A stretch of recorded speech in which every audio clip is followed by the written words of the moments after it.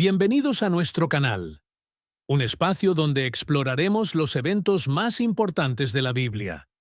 Si aún no estás suscrito, te invitamos a que te suscribas. Juntos descubriremos las maravillas y enseñanzas de la palabra de Dios. Comencemos con el video. ¿Alguna vez han leído esos pasajes del Antiguo Testamento que les han hecho levantar una ceja y pensar, espera, ¿qué acabo de leer? Hoy vamos a adentrarnos en uno de los temas más debatidos y complejos de la Biblia, la conquista de Canaán y lo que muchos llaman el genocidio cananeo.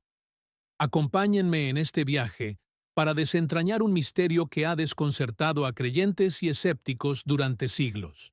¿Fue una orden divina de aniquilación total o hay algo más profundo que no estamos viendo a simple vista? Quédense conmigo, porque las respuestas podrían sorprenderlos. Para empezar, tenemos que situarnos en el contexto. Imaginen a los israelitas, recién liberados de la esclavitud en Egipto, vagando por el desierto durante 40 años. Según el relato bíblico, Dios les promete una tierra, la tierra de Canaán, descrita como una tierra que mana leche y miel. Pero hay un pequeño detalle. Esa tierra ya está habitada, y no por un solo pueblo, sino por varias tribus conocidas genéricamente como los cananeos. En libros como Deuteronomio y Josué, encontramos mandatos bastante directos. Por ejemplo, en Deuteronomio 7, se ordena a los israelitas no hacer tratados con ellos, no casarse con ellos y destruir completamente sus altares e ídolos. El texto incluso dice, los destruirás por completo. A primera vista, esto suena brutal, ¿verdad? Suena a una limpieza étnica ordenada por Dios. Y es precisamente esta interpretación la que ha generado un intenso debate teológico y moral. ¿Cómo puede un Dios de amor, como se presenta en otras partes de la Biblia, ordenar algo así? Esta es la gran pregunta que vamos a explorar.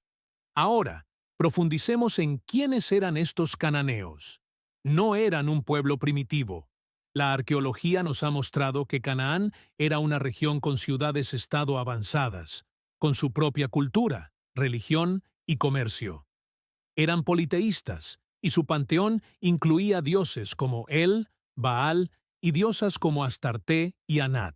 Los textos bíblicos describen sus prácticas religiosas con palabras muy duras, mencionando la idolatría, la prostitución ritual e incluso el sacrificio de niños. Por ejemplo, en Levítico 18 se advierte a los israelitas que no hagan lo que se hacía en Canaán, incluyendo prácticas que la Biblia considera abominaciones. La justificación divina para la conquista, según el texto, no es solo darles la tierra a los israelitas, sino también juzgar la maldad y la depravación de los cananeos. Es como si la tierra misma se estuviera contaminando y necesitara ser purificada. Así que, desde la perspectiva bíblica, no se trata de una conquista por capricho, sino de un acto de juicio divino contra una cultura que, según se describe, había llegado a un punto de no retorno moral. Aquí es donde la cosa se pone aún más interesante. Los académicos han propuesto varias interpretaciones para tratar de reconciliar estos textos tan difíciles. Una de las más populares es la interpretación hiperbólica. ¿Qué significa esto? Básicamente, que el lenguaje utilizado en estos relatos de conquista es una exageración literaria, muy común en la literatura del antiguo Cercano Oriente. Cuando un rey asirio o egipcio conquistaba una ciudad, sus crónicas decían, «Los aniquilé por completo, no dejé a nadie con vida». Pero la arqueología y otros textos nos demuestran que, en realidad, la gente seguía viviendo allí. Era una forma de alardear, de magnificar la victoria. Algunos estudiosos sugieren que los autores bíblicos usaron este mismo estilo retórico. La frase «destruir por completo» podría no significar un genocidio literal, sino una victoria total, y sobre todo, la erradicación completa de la influencia religiosa pagana, que era la principal preocupación. Eliminar los ídolos y los altares era más importante que eliminar a cada persona. Esta visión cambia bastante la perspectiva, ¿no creen? Otra interpretación, que va de la mano con la anterior, es la de la conquista gradual. Si leemos con atención, por ejemplo, el libro de los jueces, que narra lo que pasó después de Josué, el panorama es muy diferente. Jueces 1 nos dice claramente que los israelitas no expulsaron a todos los cananeos. De hecho, muchas tribus cananeas siguieron viviendo entre ellos, a veces dominándolos, a veces como vecinos. Incluso vemos a israelitas casándose con cananeos, exactamente lo que se les había prohibido. Esto contradice la idea de una aniquilación total y rápida. La arqueología también apoya esta visión. No hay evidencia de una destrucción masiva y coordinada de todas las ciudades cananeas en un corto período de tiempo.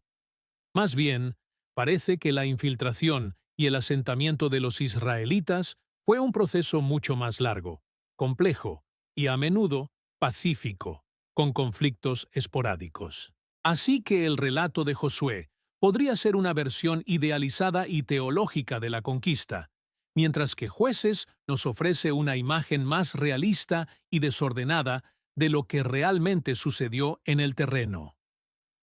Ahora, hablemos de la perspectiva teológica. ¿Qué mensaje quería transmitir el autor bíblico con estas narrativas? Más allá de la historia literal, el enfoque principal parece ser la fidelidad a Dios. La principal amenaza para Israel no era militar, sino espiritual. El gran peligro era que adoptaran las prácticas religiosas de los cananeos y se apartaran de su pacto con Yahvé. El mandato de destrucción puede entenderse como una metáfora radical de la necesidad de separarse completamente de la idolatría. Es un llamado a la pureza espiritual, a no mezclar la fe. Piénsenlo. Si tu Dios te acaba de liberar de la esclavitud y te ha dado una identidad, lo último que querrías es volver a caer en prácticas que, según tu fe, son destructivas y te alejan de Él. Desde este punto de vista, la guerra es principalmente espiritual. La conquista de la tierra es un símbolo de la conquista de la tentación y la consolidación de una comunidad monoteísta en un mundo politeísta. Entonces, ¿cómo podemos entender todo esto hoy? Es crucial recordar que estamos leyendo un texto antiguo, de una cultura y una mentalidad muy diferentes a la nuestra. Aplicar directamente nuestros estándares morales del siglo XXI a un relato de hace 3000 años puede llevar a malentendidos. La Biblia no es un libro de historia en el sentido moderno, es un texto teológico. Su objetivo principal no es darnos un registro fáctico y preciso de cada batalla, sino revelarnos algo sobre la naturaleza de Dios y su relación con la humanidad, dentro del contexto de su tiempo. Para muchos teólogos, estos pasajes difíciles son un reflejo de cómo la gente de esa época entendía a Dios y su justicia. La revelación de Dios es progresiva. La imagen de Dios que vemos en Josué es diferente y menos completa que la imagen que nos presenta Jesús en el Nuevo Testamento, con su mensaje de amor al enemigo y de poner la otra mejilla. En el Nuevo Testamento, la idea de conquista se transforma por completo. El apóstol Pablo, por ejemplo, habla de una guerra espiritual, pero las armas no son espadas ni lanzas, sino la verdad, la justicia, la fe. La lucha ya no es contra personas de carne y hueso, sino contra fuerzas espirituales. Jesús redefine la tierra prometida, no como un territorio geográfico, sino como el reino de Dios, un reino de paz y justicia que se establece en los corazones. Esta evolución es fundamental. Muestra un desarrollo en la comprensión de la voluntad de Dios, que culmina en el amor y el sacrificio, no en la violencia. Por lo tanto, leer los pasajes de Canaán a la luz de toda la Biblia nos da una perspectiva mucho más amplia y matizada. Nos obliga a lidiar con la complejidad de la fe, y a reconocer que nuestra comprensión de lo divino ha crecido y madurado a lo largo de la historia. En resumen, el llamado genocidio cananeo es uno de los temas más desafiantes de la Biblia.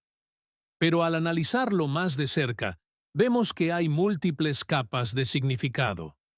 Tenemos la interpretación hiperbólica, que nos dice que el lenguaje era exagerado y retórico.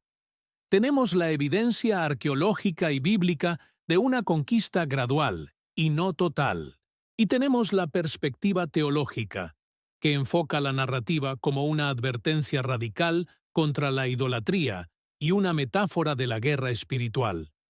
Ninguna de estas interpretaciones borra por completo la dureza de los textos, pero nos ofrecen caminos para comprenderlos sin atribuir a Dios una crueldad arbitraria. Nos invitan a leer con más cuidado, a considerar el contexto histórico y literario, y a ver la revelación bíblica como un proceso progresivo que culmina en el mensaje de amor radical de Jesús. Este es un tema profundo, y podríamos hablar de él durante horas. Lo importante es no tener miedo de hacer preguntas difíciles a los textos sagrados. La fe no es ciega, sino que busca entender. Explorar estos pasajes nos desafía, nos hace pensar, y en última instancia, puede profundizar nuestra comprensión de la fe y de la compleja historia de la humanidad. ¿Qué piensan ustedes? ¿Cuál de estas interpretaciones les parece más convincente? Déjenme sus opiniones en los comentarios. Me encantaría leerlos y continuar la conversación. Gracias por acompañarnos en este capítulo de nuestra serie.